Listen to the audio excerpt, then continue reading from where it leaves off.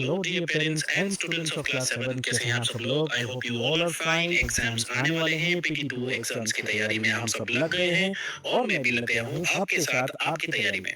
तो आज मैं आपके लिए लाया हूँ subject science class 7 PT 2 exams जो कि दिसंबर में आने वाला है। चलिए स्टार्ट करते हैं। सबसे पहले सेक्शन ए, इसमें आपको मिलेंगे एमसीक्यूज 1 मार्क के। सबसे पहला क्वेश्चन है the SI unit of time. Time का एसआई यूनिट क्या होता है? मिनट, सेकंड, आवर या मिली सेकंड। एसआई यूनिट होता है सेकंड। सेकंड है your father bought a saucepan made of two different materials A and B. The materials A and B have the following properties.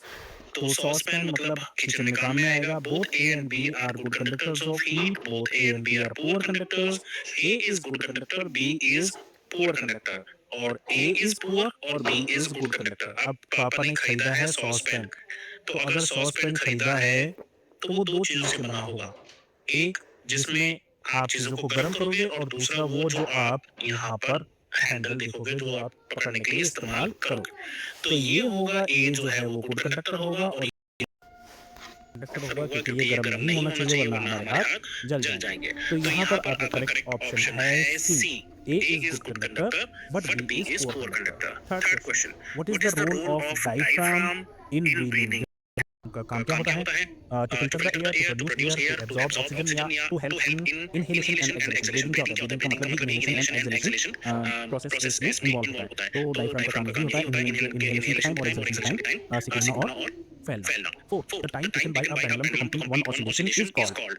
क्या कहते हैं हम उसको? Swing कहते हैं, ड्यूरेशन कहते हैं, टाइम पीरियड कहते हैं या साइकिल कहते हैं। We call it as time period. Fifth है a smoke detector is a device that detects smoke and sounds and alarm. जैसे ही वो स्मोक को डिटेक्ट करेगा वो अलार्म बजाता है। Suppose you are fitting a smoke detector in your room, the most suitable place for this device will be. तो कहाँ पर आप लगाओगे? Near the floor, in the middle of the wall, on the ceiling या anywhere in the room. तो smoke जो है वो क्योंकि गैस है तो वो ऊपर की तरफ ज़्यादा आसानी से हमें डिटेक्ट की जाएगी, तो इट इज़ बेटर आप उसको सीलिंग की तरफ लगाइए। सिक्स्थ है digestion begins in which part of the alimentary canal. तो कहाँ पर स्टार्ट होती है? स्टोमक में, माउथ में, स्मॉल इंटेस्टाइन में या लिवर में। तो जैसे ही हम खाना मुंह में डालते हैं वो स्टार्ट हो जाती है। So the correct answer is mouth. The SI unit of speed, speed का ऐसा unit metre per second, kilometre per our, centimetre पर सेकंड या मीटर पर आवर। तो ये होता है मीटर पर सेकंड। हम लार्ज डिस्टेंसेस को किलोमीटर पर आवर में भी नाप लेते हैं। एट्थ है in liquids and gases the heat is transferred by which process. हमें ये बताना है कि हीट जो है ट्रांसफर कैसे होती है लिक्विड एंड गैसेस में। तो कंडक्शन से, कन्वेक्शन से, रेडिएशन से या none of the above. It happens through convection. Next we move to section B. यहाँ पर 2 मार्क्स के क्वेश्चन आपको मिलेंगे। पहला क्वेश्चन है we often sneeze when we inhale a lot of dust laden air. तो हम जब धूल मिट्टी को बहुत ज़्यादा हमारे अंदर चली जाती है वो नाक के अंदर, तो हमें छींक क्यों आती है? तो ऐसा इसलिए होता है कि डस्ट पार्टिकल्स जो है वो हमारी नेसल टेपी जो नाक का अंदर का हिस्सा है उसको इरिटेट करता है और हमारी बॉडी जो है इस डस्ट पार्टिकल्स को बाहर फेंकने की कोशिश करती है और इसलिए एक फोर्सफुल एक्शन होता है जिसको हम स्नीजिंग कहते हैं। तो इस तरह से आप आंसर लिख सकते हैं dust particles irritate the lining of the nasal passage, the body try to expel these particles by creating a sudden forceful action called sneezing. 10 question है why are hollow bricks used to construct the outer walls of the houses in hot region. जहां पर भी गर्मी ज्यादा पड़ती है वहां ऐसी ईंटों का इस्तेमाल क्यों होता है जो अंदर से खोखली होती है, खाली होती है? अब क्योंकि हॉलो ब्रिक्स जो है वो क्योंकि अंदर से खाली है, वहां पर हवा है और हवा जो है वो पुअर कंडक्टर होता है हीट का। इसकी वजह से क्या होता है, बाहर की हीट जो है घर में आने से रुक जाती है और अंदर जो है आपका इंटीरियर वो कूल रहता है। तो इस तरह से आप आंसर लिख सकते हो hollow bricks contain air which is a poor conductor of heat. They prevent heat from entering the house, keeping the interior cool. If you're 17 or 18 right now, a car that travels 150 metre in 10 seconds express your answer in kilometre per hour. तो पहले हम इसको metre per second में निकाल लेते हैं, ठीक है? तो यहाँ पर हमें क्या निकालना है? Speed. Speed is equals to distance upon time. Speed का फॉर्मूला होता है speed is equals to distance upon time. तो डिस्टेंस आपको गिवन है वो कितना है? डिस्टेंस ये है 150 और आपको टाइम भी दे रखा है, टाइम है 10 सेकंड्स। तो ये कितना आ जाएगा? ये आ जाएगा 15 मीटर पर सेकंड। अब ये आपका आ गया आंसर 15 मीटर पर सेकंड, लेकिन हमें आंसर कितना देना है? किलोमीटर पर आवर में। तो ध्यान दीजिए कि मीटर पर सेकंड को जब आप किलोमीटर पर आवर में करोगे तो आपका जो भी आंसर आया है आप उसको 3.6 से मल्टीप्लाई कर दीजिए। तो जब आप इसको 3.6 से मल्टीप्लाई करोगे 15 को तो 15 3 जा 45 और 15 6 जा 9, 45 और 9 हो गए 54 किलोमीटर पर आवर की आपकी स्पीड बन जाएगी। तो इस तरीके से आप आंसर लिख सकते हो। Speed distance upon time 15 upon 10 150 upon 10 हो गया 15 मीटर पर सेकंड। कन्वर्ट कर दिया इसको, मल्टीप्लाई कर दीजिए 3.6 से, आपका आंसर आ गया। अब ये सब क्यों हुआ? अभी मैं क्योंकि पेपर आपको समझा रहा हूँ इसलिए मैं ये डिटेल में नहीं जा सकता। जब हम इस चैप्टर को पढ़ेंगे तो मैं आपको बताऊंगा कि ये 3.6 कहाँ से आया। 12th क्वेश्चन है which type of motion is more common in daily life, uniform और नॉन यूनिफॉर्म? Provide 3 examples. तो रियल लाइफ में हमें नॉन यूनिफॉर्म देखने को ही मिलता है, यूनिफॉर्म देखने को नहीं मिलता क्योंकि कई बार हमें रोकना पड़ता है, कई बार ट्रैफिक, कई बार रोड पे कोई आ जाएगा या सामने से आ जाता है। तो यूनिफॉर्म मोशन हमें प्रैक्टिकली दिखना बहुत मुश्किल है। इसकी 3 एग्जांपल है, जैसे कि ट्रैफिक में कार चल रही है तो वो रुक रुक के चलेगी, कभी तेज कभी स्लो, या फिर कोई क्राउडेड बाजार है उसमें अंदर कोई इंसान चल रहा है तो वहां पर भी आपको नॉन यूनिफॉर्म दिखेगा। और अगर कोई साइकिलिस्ट है जो चला रहा है साइकिल अनइवन पाथ पे, उबड़ खाबड़ रास्ते पे, तो वो भी आपको नॉन यूनिफॉर्म मोशन की एग्जांपल बताएगा। आंसर लिखते टाइम आप ऐसे लिख सकते हैं, non uniform motion is more common in daily life. Example, car moving in traffic, a person walking on crowded road, या साइक्लिस्ट जो है वो अनइवन पाथ पे चल रहा है। चलिए आगे बढ़ेंगे हम सेक्शन सी की तरफ। यहाँ पर शॉर्ट आंसर टाइप क्वेश्चंस है जिनका 3 मार्क्स आपको वेटेज मिल रहा है।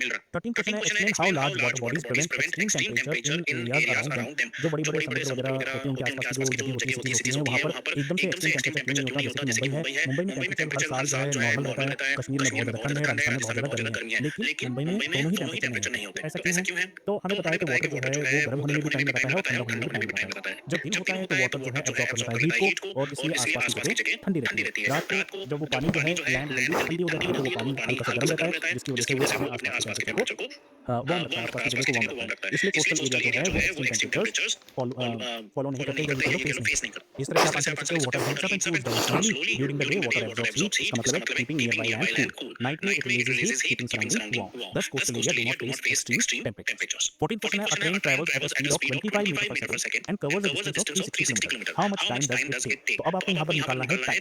टाइम का फॉर्मूला क्या होता है? Time equals to distance upon speed. तो टाइम आ गया आपका, हमें टाइम निकालना है, यहाँ पर आ जाएगा आपका डिस्टेंस और डिवाइडेड बाय स्पीड। डिस्टेंस आपका दे रखा है कितना? 360 किलोमीटर दे रखा है, ठीक है। तो हम इसको मीटर में बदलेंगे क्योंकि यहाँ पर मीटर है, तो 360 किलोमीटर को जब हम करेंगे मीटर में, तो 1000 और आ जाएगा, मल्टीप्लाई बाय 1000, राइट। तो यहाँ पर 30 और आ जाएगा, तो ये हो गया मीटर में। अब हम इसको डिवाइड करेंगे किससे? 25 से। तो अब जो है 25 से इसको करेंगे तो ये 100 जो है 4 टाइम्स चला जाएगा। तो जब आप इसको करोगे मल्टीप्लाई डिवाइड करके, तो आपका आएगा 1440 और एक जीरो और आएगा। तो इतने सेकंड्स आएगा, लेकिन आपको यहाँ पर जो टाइम देना है वो टाइम आपको देना है किसमें? आवर्स में। तो आवर्स में देने के लिए आप क्या करोगे? इसको सेकंड से डिवाइड कर दोगे। 1 घंटे में कितने सेकंड होते हैं? 60 इंटू 60 है ना, 1 घंटे में 60 मिनट और 1 मिनट में 60 सेकंड। तो इसका मतलब है आप इसको किससे डिवाइड करोगे? 60/60 यानी कि 3600 से आप इसको कर दोगे। तो जब आप इसको करोगे, ये 0 कैंसिल, ये 0 कैंसिल, तो 6 से जब आप इसको डिवाइड करोगे तो यहाँ पर आ जाएगा 24, और जब इस वाले 6 से डिवाइड करोगे तो यहाँ पर आ जाएगा 4। इसका मतलब है आपका टाइम आ गया 4 आवर्स। इस तरह से आप इसका आंसर लिख सकते हो। पहले हम कन्वर्ट कर लेंगे 360 किलोमीटर को मीटर में, तो यहाँ पर मीटर में आ गया। फिर टाइम क्या होता है? Distance upon speed. तो हमने 3,60,000 को 25 से डिवाइड कर दिया, और ये सेकंड आ गए, इस सेकंड को हमने आवर्स में कन्वर्ट कर लिया। 15th क्वेश्चन है, describe the journey of food through the alimentary canal, human alimentary canal, और इसके साथ क्वेश्चन और दिया, draw and label the human digestive system mark in 6 parts. तो अब क्योंकि इसमें 3 मार्क का क्वेश्चन है, हम इसको बहुत ज्यादा एक्सप्लेन नहीं करेंगे, हम इसको बस बता देंगे कि क्या-क्या होता है। जैसे सबसे पहला हिस्सा जो है वो है माउथ। तो माउथ में क्या होता है? खाने को चबाया जाता है, और सलाइवा जो है वो स्टार्च को ब्रेक करता है। दूसरा है इसोफेगस। इसोफेगस क्या करती है? वो खाने को जो है नीचे की तरफ धकेलती है। तीसरा है स्टमक। स्टमक जो है मिक्स करता है फूड को डाइजेस्टिव जूसेस के साथ, प्रोटीन जो है डाइजेशन में, प्रोटीन की डाइजेशन स्टार्ट हो जाती है। चौथा है स्मॉल इंटेस्टाइन, जो क्या करता है? डाइजेशन को कंप्लीट करता है, न्यूट्रिएंट को एब्जॉर्ब करता है। पांचवा है लार्ज इंटेस्टाइन, जो वाटर को एब्जॉर्ब करता है, और सिक्स्थ है आपका रेक्टम या एनस, जिसमें से वेस्ट रिमूव हो जाता है। तो बस इतना ही हमें एक-एक लाइन में, डेढ़-डेढ़ लाइन में इसका आंसर लिखना है। और लेवल डायग्राम जो ह्यूमन डाइजेस्टिव सिस्टम, वो आपकी टेक्स्ट में गिवन ही है, मैं दिखाता हूं। तो किस तरह से पहले फर्स्ट वाले का आंसर देख लीजिए, ये है mouth, chewing plus saliva break starch. Oesophagus जो है वो फूड को मूव करती है पेरिस्टालटिस में, और स्टमक क्या करता है? मिक्स करता है फूड को डाइजेस्टिव जूस, और डाइजेशन स्टार्ट हो जाती है प्रोटीन की। स्मॉल इंटेस्टाइन जब डाइजेशन कंप्लीट होती है, न्यूट्रिएंट को वहां पर एब्जॉर्ब करते हैं। लार्ज इंटेस्टाइन वाटर को एब्जॉर्ब करती है, और रेक्टम और एनस वेस्ट को रिमूव करता है। और जहां तक आपके ह्यूमन डाइजेस्टिव सिस्टम का सवाल है, तो ये आपकी टेक्स्ट बुक से लिया हुआ डायग्राम है, जहां पर माउथ है, इसोफेगस दे रखा है, कुछ लोग इसको फूड बोलते हैं, लीवर है, स्टमक है, पैंक्रियाज है, small intestine, large intestine, rectum और एनस। तो इनमें से 6 हमने ऊपर डिस्कस किए थे, और बाकी तो ये सब यहाँ पर आपको दिखा रखे हैं। If you talk in the US, cover 60 kilometre first hour में, 70 किलोमीटर सेकंड आवर में, और 50 kilometre in third hour. Is the motion uniform? क्या मोशन यूनिफॉर्म है? बिल्कुल नहीं। पहले घंटे में 60 है, सेकंड आवर में 70 है, थर्ड आवर में 50 है, तो इसकी इसका डिस्टेंस कवर जो है वो बदल रहा है। तो is this motion uniform? No, it is not uniform. फिर हमें फाइंड आउट करना है एवरेज स्पीड। अब एवरेज स्पीड क्या होती है? वो होता है एवरेज स्पीड का फॉर्मूला होगा total time upon total distance upon total time. क्योंकि यहाँ पर जो है डिस्टेंस भी अलग-अलग है, तो आप क्या करोगे? 60 प्लस 70 प्लस 50, इन सबको प्लस करोगे तो ये आ जाएगा 180 किलोमीटर। और हम टोटल टाइम कितना होगा? 1 आवर, 2 आवर और 3 आवर। 3 आवर से आप इसको डिवाइड कर दोगे, तो ये हो जाएगा 3018 और 0 यानी कि 60 किलोमीटर पर आवर की जो एवरेज स्पीड है, उससे इन्होंने ट्रैवल किया है। इस तरह से distance in each hour are different, तो इसका मतलब नॉन यूनिफॉर्म मोशन हो गया। एवरेज स्पीड टोटल डिस्टेंस कितना हो गया? 180 किलोमीटर, टोटल टाइम कितना हो गया? 3 आवर्स। तो एवरेज स्पीड क्या होगी? डिस्टेंस अपॉन टाइम, यानी कि 60 किलोमीटर पर आवर। बढ़ते हैं सेक्शन डी की तरफ। यहाँ पर लॉन्ग आंसर टाइप क्वेश्चंस आएंगे, जो 4 मार्क्स के हो सकते हैं। 3 क्वेश्चन होंगे, आइए बात करते हैं। इसमें 2 पार्ट दिए हैं, ए और बी के। पहला है the water cycle helps in the redistribution and replenishment of water on the earth, justify the statement. तो वाटर साइकिल जो है उसकी वजह से पानी जो है अर्थ पे मिलता रहता है और ऊपर जाता है, नीचे आता है वापस और इसी तरीके से साइकिल चलता रहता है। तो जो वाटर साइकिल है सर्कुलेट करता है पानी को, है ना? इवेपोरेशन होती है, कंडेंसेशन होता है, प्रेसिपिटेशन होता है और ये ओशन से चल के एटमॉस्फेयर में जाता है, फिर लैंड पे आता है, रिवर में जाता है, फिर ओशन में जाता है, फिर एटमॉस्फेयर में जाता है। तो इससे क्या है कंटीन्यूअस अवेलेबिलिटी है फ्रेश वाटर की अर्थ पे, यही हमें जस्टिफाई करना था। इसका जो सेकंड पार्ट है वो है a runner completes 400 metre in 30 seconds and another runner completes same distance in 45 seconds who has the greater speed. अब स्पीड क्या होती है? स्पीड होता है डिस्टेंस अपॉन टाइम। तो आप 400 मीटर्स को 50 सेकंड से डिवाइड कर लो और 45 400 मीटर्स को 45 से डिवाइड कर लो। दोनों के आंसर जब आप चेक करोगे तो आपको पता लग जाएगा कि किसकी स्पीड ज़्यादा है और कितनी ज़्यादा है। तो पहले का आंसर है the water cycle circulate water through evaporation, condensation, precipitation. It move water कहाँ से? ओशन से एटमॉस्फेयर, एटमॉस्फेयर से लैंड, लैंड से रिवर्स, ओशन से वापस। इससे क्या होता है? कंटीन्यूअस अवेलेबिलिटी है फ्रेश वाटर की अर्थ। और हमें क्वेश्चन दिया था स्पीड। तो पहला रनर जो है वो स्पीड का फॉर्मूला अगर डिस्टेंस अपॉन टाइम तो पहला रनर क्या है 400 अपॉन 50 यानी कि 8 मीटर पर सेकंड स्पीड है उसकी। दूसरा रनर जो है वो 400 मीटर 45 सेकंड में कर रहा है यानी कि जल्दी कर रहा है, तो इसकी स्पीड ज़्यादा होगी, ये लगभग 8.89 मीटर पर सेकंड आएगी जब आप इसको देखोगे। तो कितना डिफरेंस है? आप बड़े वाले में से छोटे वाले को माइनस कर दोगे तो 0.89 मीटर पर सेकंड फास्टर है रनर 2। 18 क्वेश्चन है how is breathing different from respiration और इसका बी पार्ट है describe the process of breathing in humans with help of a diagram. तो अगर हम बात करें how is breathing different from respiration तो ब्रीदिंग जो है वो एक फिजिकल प्रोसेस है, लेकिन रेस्पिरेशन जो है वो केमिकल प्रोसेस है। और ब्रीदिंग जो है उसमें गैस जो है आपके एयर जो है अंदर जाती है और बाहर आती है, लेकिन रेस्पिरेशन में जो खाना है वो ब्रेक डाउन होता है और उससे एनर्जी रिलीज होती है। ब्रीदिंग में कोई एनर्जी रिलीज नहीं होती और रेस्पिरेशन में एनर्जी रिलीज होती है। अब क्योंकि ये 4 मार्क्स का क्वेश्चन है लेकिन ये 2 पार्ट्स में है तो ये सिर्फ 2 ही मार्क्स का है, इसलिए आपको ज़्यादा लिखने की जरूरत नहीं।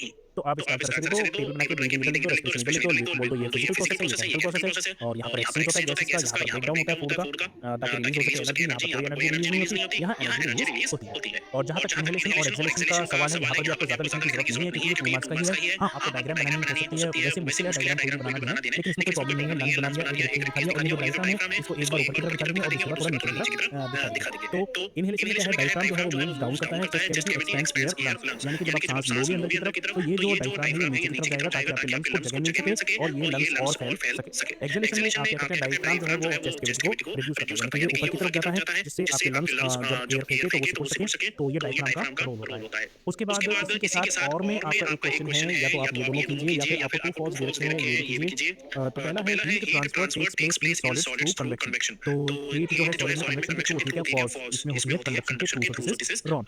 इसी का सेकंड पार्ट है heat transfer through convection takes place by the actual movement of particles. तो ये जो है ये ट्रू है और ऐसा एक्चुअल में लिक्विड और गैसेस में होता है। Convection takes place in liquid and gases. Third है area with clay materials allow more seepage of water than those of sandy material. तो ऐसा नहीं है जो सैंडी मटेरियल होता है उसमें पोर्स ज्यादा होते हैं क्योंकि सैंड के जो पोर्स है वो बड़े-बड़े होते हैं, तो इससे जो है सीपेज ज्यादा आसानी से हो सकता है। तो दिस इज फॉल्स। और लास्ट है आपका the movement of cooler air from land to sea is called land breeze. Land से चलेगी तो फिर वो लैंड ब्रिज ही कहलाएगी, तो दिस इज आल्सो ट्रू। अब हम आगे 19th क्वेश्चन जो कि लास्ट क्वेश्चन होगा क्रिटिकल और क्रिएटिव थिंकिंग। तो यहाँ पर आपको एक पैराग्राफ दिया जाएगा और उस पैराग्राफ को पढ़कर आपको उससे रिलेटेड क्वेश्चंस के आंसर देने होते हैं। और साइंस में और सोशल साइंस में ये काफी बार जो है अब आने लग गया है। चलिए, तो ये जो है ये आपकी टेक्स्ट बुक का क्वेश्चन है, इसको मैंने बना दिया है आपके लिए। क्रिएटिव और क्रिटिकल थिंकिंग का क्वेश्चन एग्जाम में इसी क्वेश्चंस आएंगे। Yadu was curious to understand how digestion begins in the mouth. He prepared 2 test tube A और टेस्ट ट्यूब बी इसने बनाया, each containing rice flour mixed with water. तो इसमें क्या है? राइस फ्लोर है पानी में घुला हुआ। पानी में घुला हुआ मतलब राइस फ्लोर आता है। 2 टेस्ट ट्यूब बी उसने क्या किया? बी ने he added 2 drops of saliva, लेकिन टेस्ट ट्यूब ए में उसने कोई सलाइवा नहीं डाला। अब after waiting for about 40 minutes he added iodine solution to both the test tube. तो उन्होंने सॉल्यूशन डाला आयोडीन का और उसने क्या ऑब्जर्व किया? Test tube A turns blue black इसमें, और while test tube B does not show any color. This made me wonder why something in saliva, whether something in saliva was breaking down the starch present in the flow. तो उसने क्या किया है? दोनों में डाला उसने पहले राइस का फ्लोर पानी में घोल दिया, फिर दोनों में सलाइवा डाला और फिर उसके बाद उसने आयोडीन जब दोनों में डाला तो इसमें तो कलर चेंज हो गया। इसका मतलब ये है कि इसमें ए में उसने सिर्फ जो है सलाइवा नहीं डाला था, सिर्फ डाला उसने आयोडीन सॉल्यूशन। तो बी का कलर चेंज नहीं हुआ, इसका मतलब यहाँ पर अब जो है स्टार्च नहीं है। तो क्या ऐसा कुछ हुआ है कि जो हमारा सलाइवा था उसने स्टार्च को ब्रेक डाउन कर दिया? खैर आइए बढ़ते हैं फर्स्ट क्वेश्चन पे। तो why did Yadu add saliva only to test tube B and not A? तो उसने ऐसा क्यों किया? ऐसा उसने दोनों टेस्ट ट्यूब को कंपेयर करने के लिए किया। अगर वो दोनों में ही सलाइवा डाल देता तो दोनों के आंसर सेम ही आते, रिजल्ट सेम आते। सेकंड है what does blue black colour in test tube A indicate? तो इसमें ब्लू ब्लैक कलर इसलिए आया क्योंकि यहाँ पर स्टार्च मौजूद था। थर्ड है why did test tube B not turn blue black after adding iodine? Iodine होने डालने के बाद भी इसका कलर चेंज नहीं हुआ क्योंकि सलाइवा जो है उसने स्टार्च को शुगर में बदल दिया था। तो शुगर के साथ आयोडीन जो है वो रिएक्ट नहीं करता। सेवंथ है what scientific idea was Yadu trying to test through this activity? तो वो ये जानना चाहता था कि जो सलाइवा है उसके अंदर क्या कुछ ऐसे एंजाइम्स हैं जो स्टार्च को डाइजेस्ट कर देते हैं। इसके साथ और में एक क्वेश्चन और है, Rakshita wanted to investigate whether the air we exhale is different from air we inhale. तो वो ये जानना चाहती थी कि जो सांस हम लेते हैं और जो सांस हम छोड़ते हैं, क्या उनमें हवा में कोई फर्क होता है? तो 2 3 टेस्ट ट्यूब ली उसने और उसको भरा लाइम वाटर से। टेस्ट ट्यूब ए ने क्या किया कि pass the surrounding air by sucking air through the pipe. एक पाइप लिया और उससे एयर को सक किया। टेस्ट ट्यूब बी में क्या किया उसने? ब्लू एक्सेल एयर, मतलब अपने मुंह से सांस छोड़ी। थोड़ी देर बाद उसने क्या देखा कि लाइम वाटर जो है टेस्ट ट्यूब बी में वो मिल्की हो गया, while lime water in test tube A showed little or no, मतलब इसमें चेंज ज्यादा नहीं हुआ, लेकिन बी जो है वो लाइम वाटर मिल्की हो गया।